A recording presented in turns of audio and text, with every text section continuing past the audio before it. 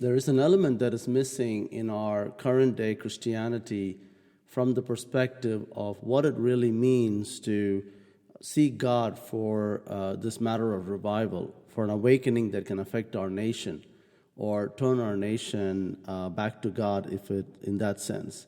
When I say turn our nation back to God, I mean Christians revived and affecting communities that in fact can be an outpouring that affects a nation as a whole in the spiritual atmosphere of the nation. We see the influx of cults coming in and other religions coming in and yoga and all of these other areas of influence that are coming in, which are dangerous for those who embrace it.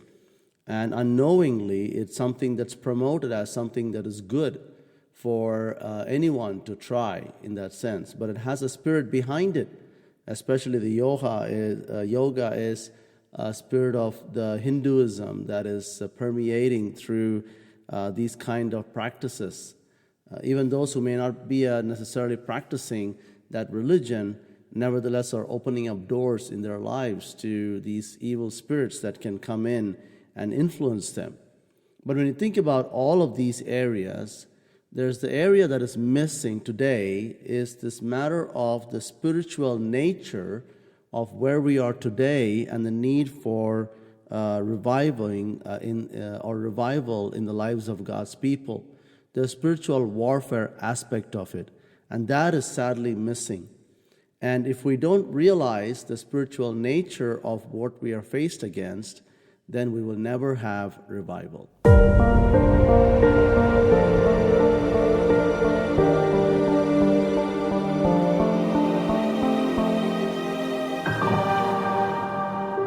Welcome to the Desiring Revival podcast. We are glad that you are here. We pray that God will use these podcasts to kindle a desire to see God work in our midst, once again. Here is today's edition of Desiring Revival, God's Way.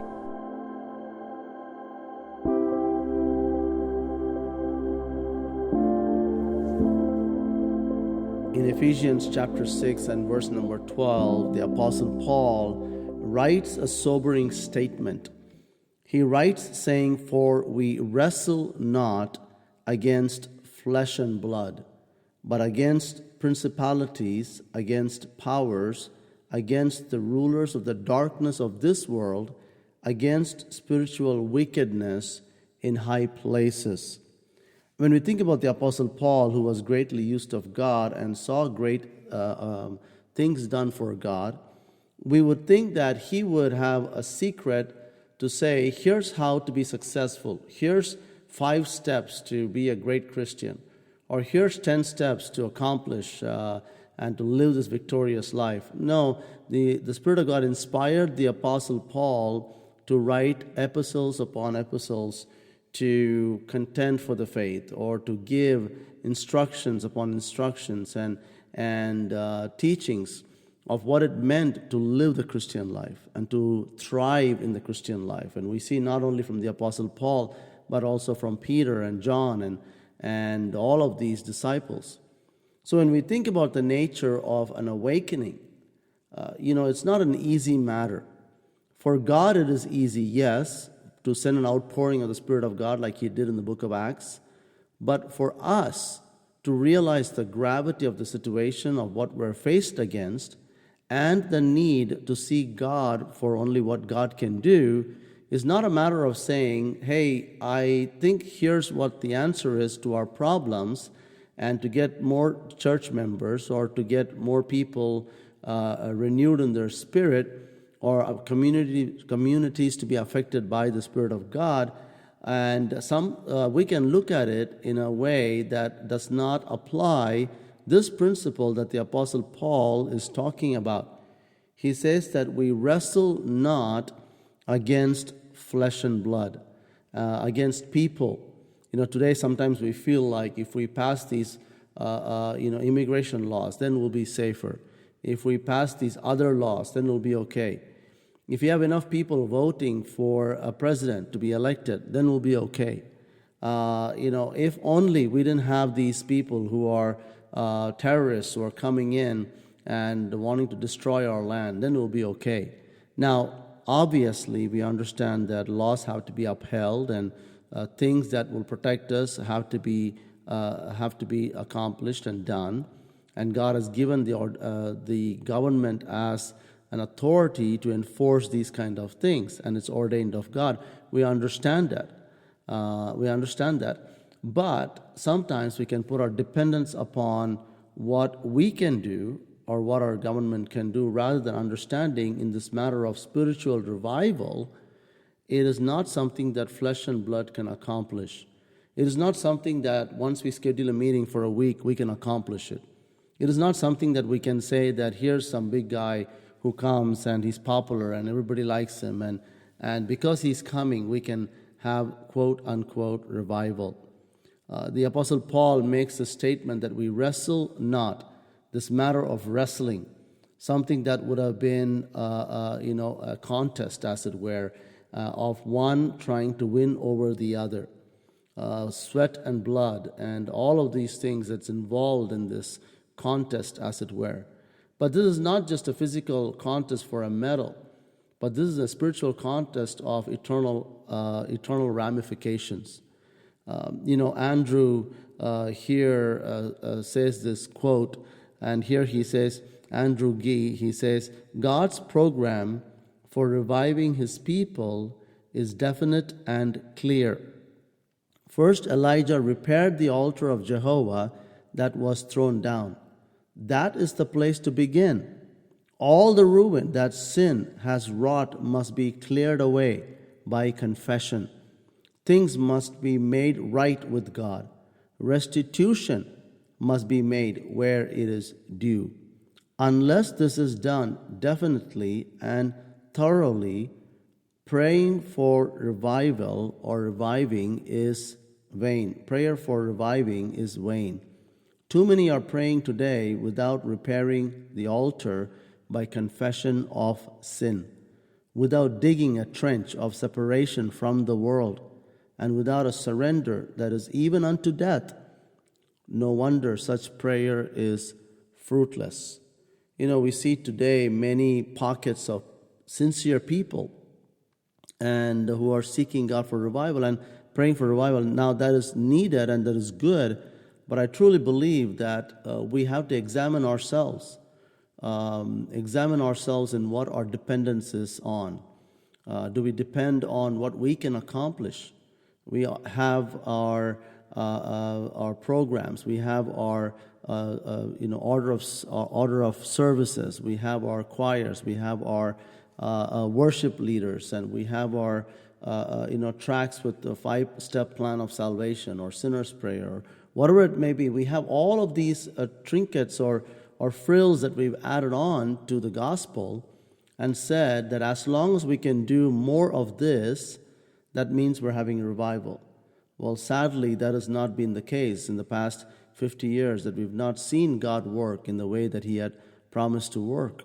Or we have seen Him work like in the Moravian revivals, where a whole community got changed by the power of God, and it lasted for 100 years, a prayer meeting. So you think about these matters that only God can do is not something that we can say, well, we have to accomplish something for God, and let us do these kinds of events that can bring about what we would like for it to happen. And so that is not possible in this matter of wrestling against flesh and blood. Because our adversary, the devil, as a roaring lion, walketh about, seeking whom he may devour. This matter of spiritual warfare is something that's crucial to this matter of seeking God. The hindrances that Satan can bring in when we're seeking God for revival is something that we have to consider. When we think about this matter of praying for revival, we should be a people that expect resistance, that expect a warfare, that expect contending for the faith, and really realizing what is it that is going to be a hindrance for us from seeking God for this matter of an awakening. I was thinking about even in this in the times when people like Whitfield and Wesley, they preached they realized that they were facing a real enemy, that they were facing Satan head on in that sense. And even when those who would come to disrupt their meetings, they would realize that this is not about them, that they kept preaching the word of God and in the power of God, and saw God work, because they realized that the real enemy is not the people who are trying to destroy them or kill them or cause confusion in the meetings, but it was the adversary, Satan, who was doing that. And so here's an example of this man who went to hear Whitefield preach. Think about it. David Hume, he was a deist. He didn't believe in any inspiration or revelation or the Son of God or in the Bible. About 5 o'clock one morning, he was going down the street in London. He came around a corner and went straight into the hands of another man who said, "Why, aren't you David Hume?" "Yes." "Where are you at this early hour?" Basically, he was saying, "Where are you going? It is so early in the morning." Then David Hume said, "I'm going to hear George Whitefield preach," replied Hume. Then this man said, "You don't believe a word Whitefield preaches." But to that, David Hume answered, he said, "No, but he does." What did Hume realize? That there's something about this man, George Whitefield, that he believes what he preaches, not just from an intellectual perspective, but from a perspective of authority, and something that he preached he wanted to hear.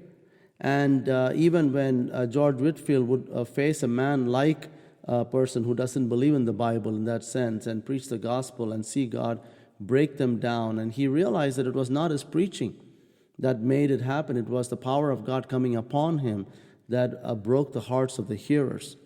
And how much we need that today, to realize that it is not how well we can put words together, but rather the power of God, the Spirit of God that has to honor the word.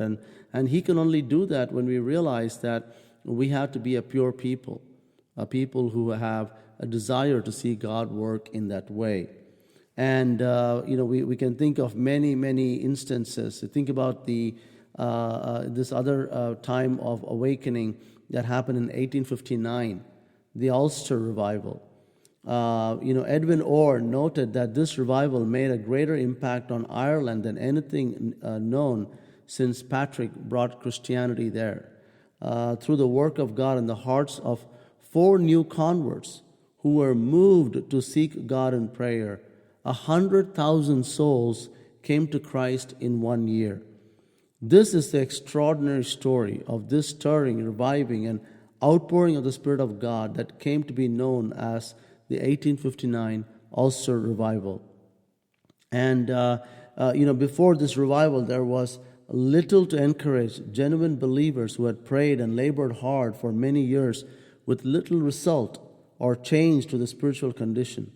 Many ministers were discouraged with the seeming fruitless ministry. This can well be seen by experience of 3 such ministers.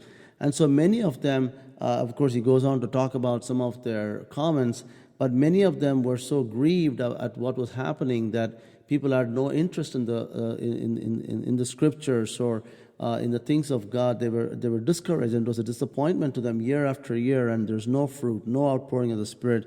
And they wondered and were grieved at what seemed so mysterious. What alarmed some of the ministers was the indisposition of this one minister, almost hostility of the people to meetings for prayer. They seemed mostly to think that they were well enough, and that it was unnecessarily that the pastor was disturbing them. And, that many of these reported such conditions in their land. Another reported, there seemed great coldness and deadness. I had preached the gospel faithfully, earnestly, and plainly for 11 years, yet it was not known to me that a single individual had been converted. And a third person said the congregation was in a most unsatisfactory state, in fact, altogether Laodicean. And so here, this paints a depressing and a hopeless picture of the spiritual state of the land. And even amidst such darkness, there were still those scattered across the land who prayed faithfully for a mighty work of the Holy Spirit. The famed Methodist preacher William Arthur wrote a book in 1856 called The Tongue of Fire about the true power of primitive Christianity. And in its first 3 years, it went through 18 reprintings, which shows that there was a real hunger for true, powerful New Testament Christianity. And of course, from a lot of these movements came the great 1859 Ulster Revival. Lord willing, we'll look at it in later on a podcast as well. But you think about this hunger that God creates. When we have a hunger and realizing that God must work and the purity of the gospel must shine forth, and we are serious enough to pull away all the trimmings of what we have added on to the gospel, and saying, Lord, unless you come and work in our midst in the way that you have done in the past, we're not willing to take anything else as an option. Unless we do that, unless we put away things that hinder us, Satan puts all these things that hinders us, whether it's our ability, whether it's our pride, whether it's our wanting to look better than somebody else, or be the best preacher, or whatever it may be, or be the best church in that sense, and do better than someone else. And unless God burns those pride and those things away, and unless we recognize for where it's coming from, that it's a spiritual warfare, unless we do that, God is not going to send a work that's going to honor His name. Because when He does that, we'll immediately take the glory for it, because we're already in a carnal state. And when God does that work of reviving, immediately we'll put our hands up and saying, oh, look at our church, what God is doing. And of course, we'll use God as a byword so that we can give Him some credit. But immediately it will come to us. We'll say what a great church this is, that God's working in such a powerful way. And so God will never work in such a place. We have to come to the place of humbleness and humility and brokenness to realize that God can only work in vessels that have been given over to Him in purity, but also realizing this great spiritual warfare that the apostle speaks of, that we wrestle not against flesh and blood. It's principalities and powers of darkness and rulers of wickedness in this dark age. And so we realize that God can work. He can revive us today. All is not lost. When the time of the dark ages was in full thrust, when the Catholic Church hid the gospel and kept the Bible in Latin, and the common people did not understand what the priest was saying and reciting, and their souls were hanging in the balance, and everything that they knew was what the priest said. And if the priest said they needed money and that will be good for your soul, they gave money. If the priest said you need a cow for whatever it may be, and he needed it and you gave it, and thinking that your soul would be redeemed.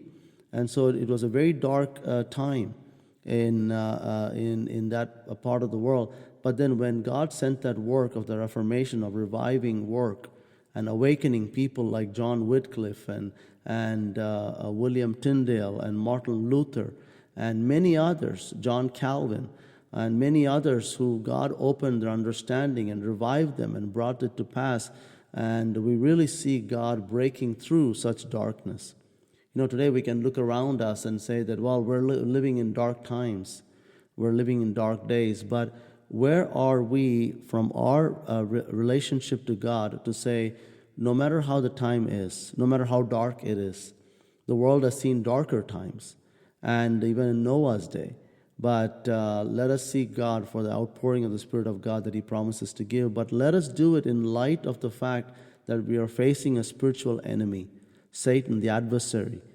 He's the enemy of our soul, and he would do everything in his power to distract us and to slow us down and to give us things that are not part of the gospel, to attach to it so that we cannot be effective in seeking God for the work that only He can do.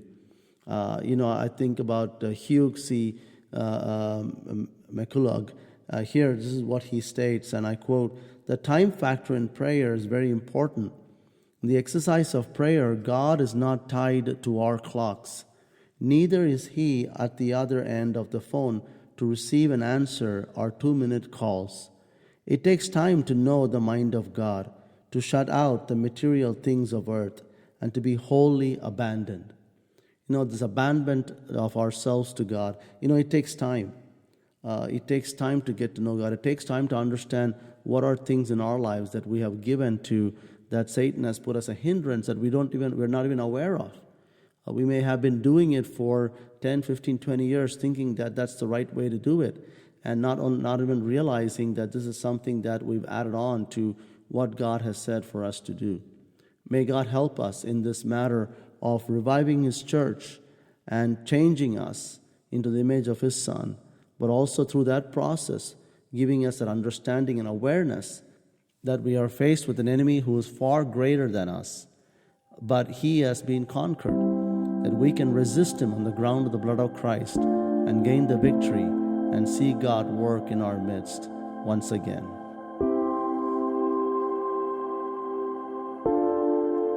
Thank you for listening into these podcasts. For more information, please visit desiringrevival.org. We hope to see you in another edition of Desiring Revival, God's Way.